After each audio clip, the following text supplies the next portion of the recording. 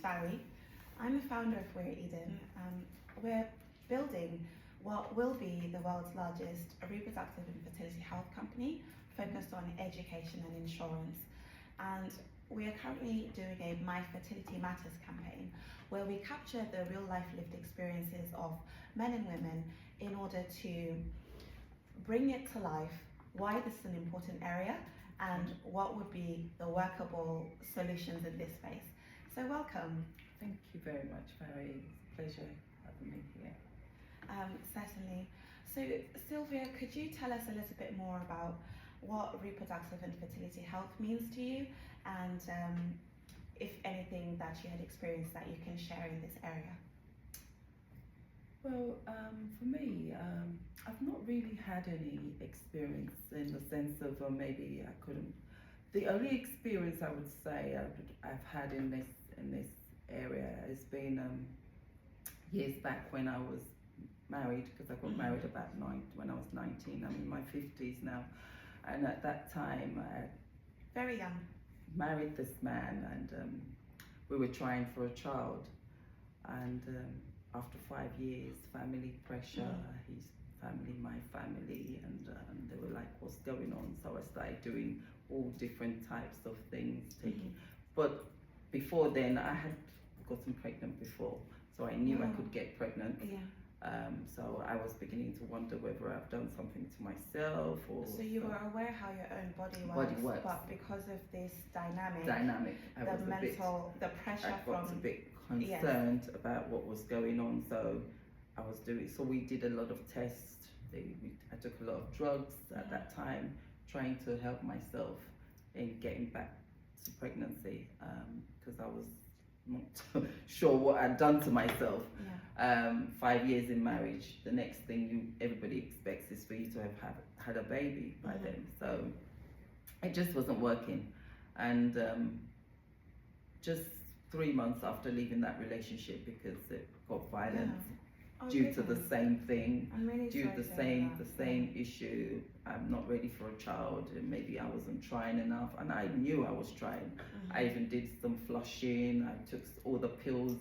Whatever you tell me that you're gonna get a child here, I would go. You know, I was that crazy. You were very committed to conception. Yes, the conception, and it just was not happening. So you tried flushing, you took some fertility pills as well. Just focused at the woman. These it just didn't work. So 3 months after leaving that relationship, I got pregnant. So I knew.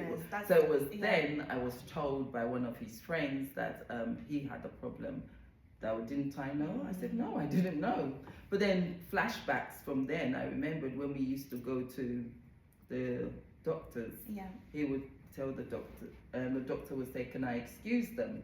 After they've listened to mine and said, oh, there's no problem, they've done this, oh, they're going to do this, or one thing, they would say, can I excuse them? So there was no transparency there for you as a partner? I remembered vividly, but you know, it was after the relationship ended that I realized that, to be honest, I never knew what was wrong with him.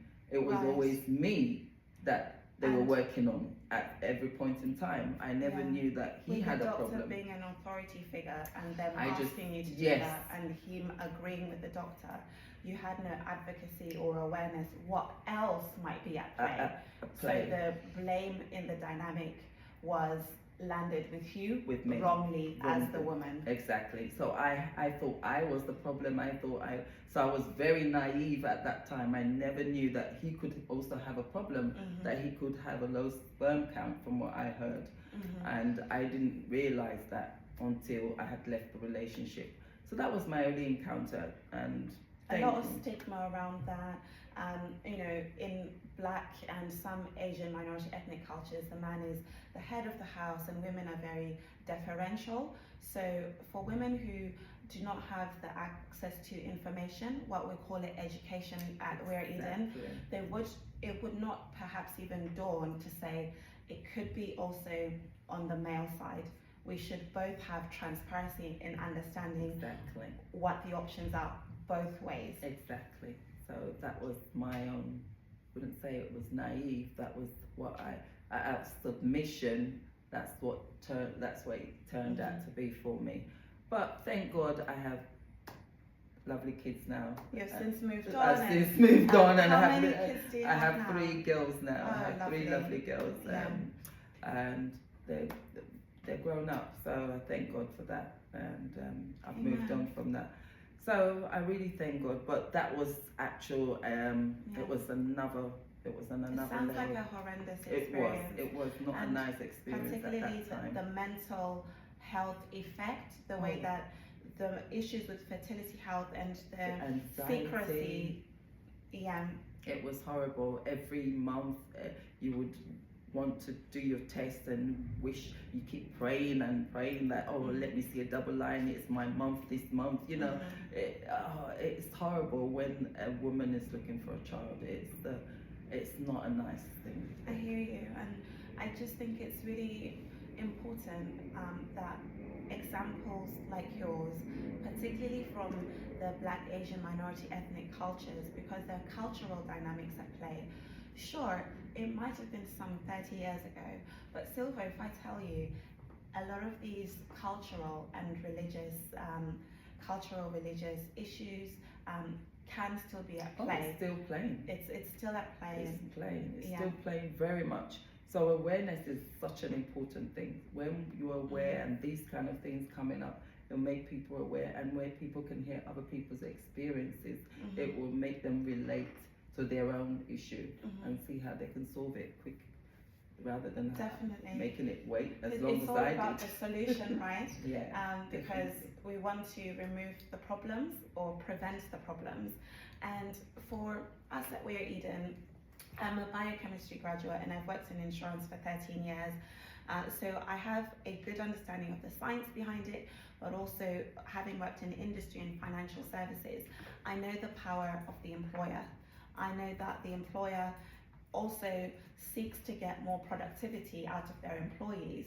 So when an employee has a challenge around reproductive and fertility health, and their employer is able to provide a safe space or access towards a safe space through resources, this can have a profound effect on the well-being of the employee, which would of course make them more productive because it removes the anxieties, the stress, and other factors as well. 100%, that would really help an employee if the employer can understand that area for them. I mean, that apart, it's such a, they'll get a better worker, obviously. Definitely.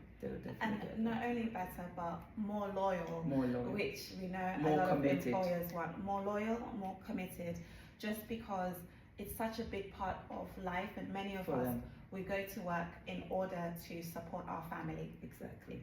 The two are so interconnected. They're so interconnected, and it's so important when the employer is aware that, you have this issue and they help you with it, and you are so comfortable that you will give your best to that employer. You will give your best to it. Well, you heard it directly from Sylvia. Thank you so much, Sylvia, for being open enough to share your real life lived experience. And for others who do also have a lived experience, we have a My Fertility Matters campaign, and we are collating real life lived experiences that are verified, because we know that exposure and awareness solves a big part, not all of the problem. So it's lovely to have you on today. Thank you very much for having me. Thank you. Thank you.